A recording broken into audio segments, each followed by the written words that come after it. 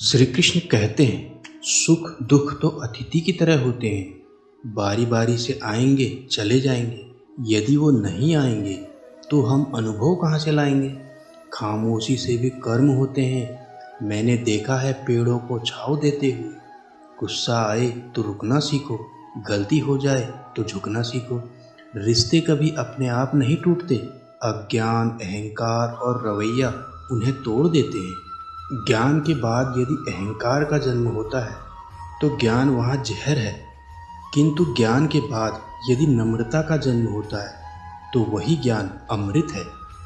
मन की शांति से बढ़कर इस दुनिया में कोई और दौलत नहीं है।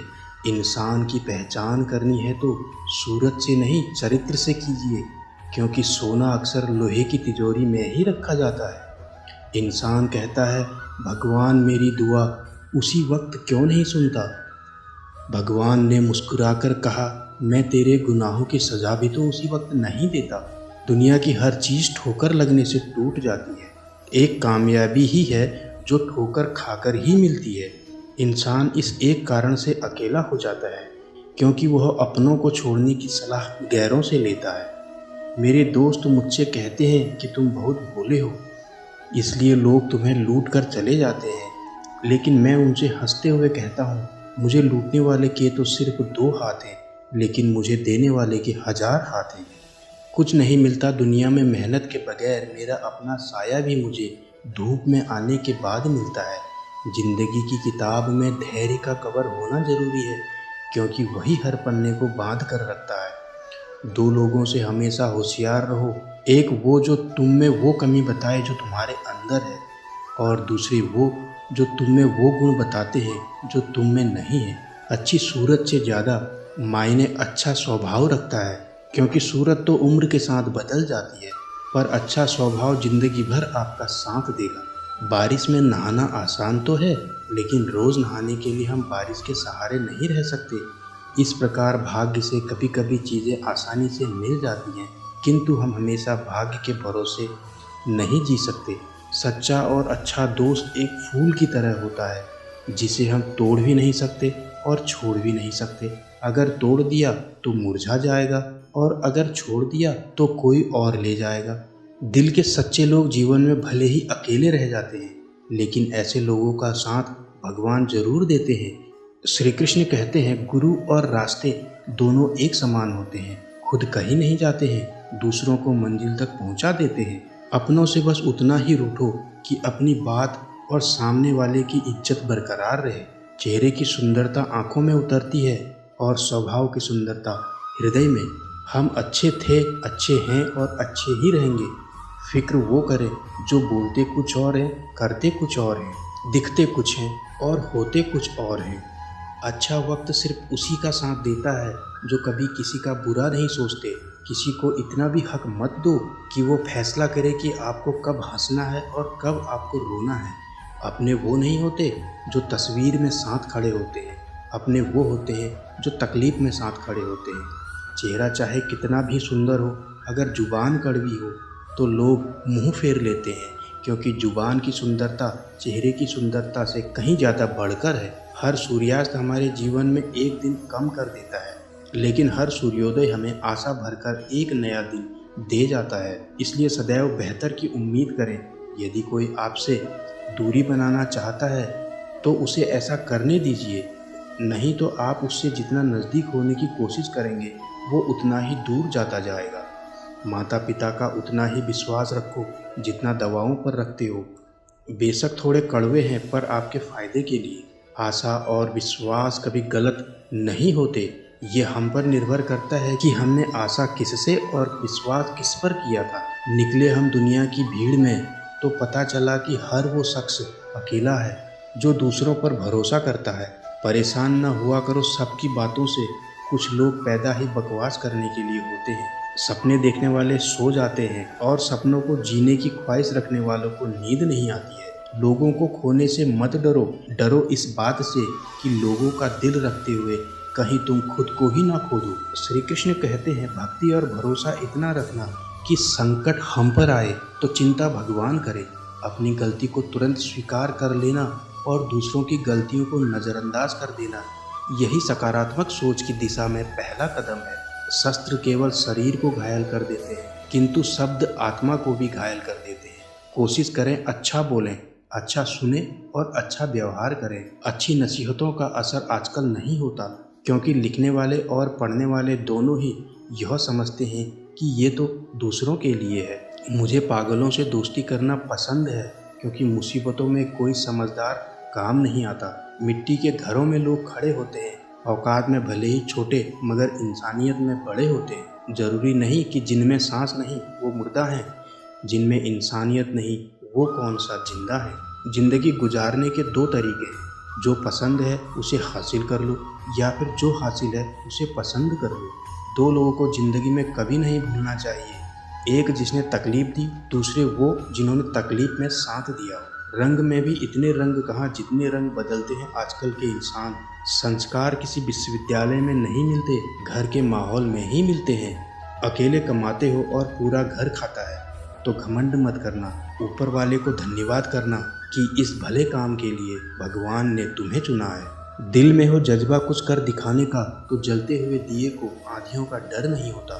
जो दिखता नहीं है वो बुनियाद होती है, वो चाहे ईश्वर हो, संस्कार हो या विचार हो। कभी सोचा है पानी से जुदा होकर मछलियाँ क्यों मर जाती हैं?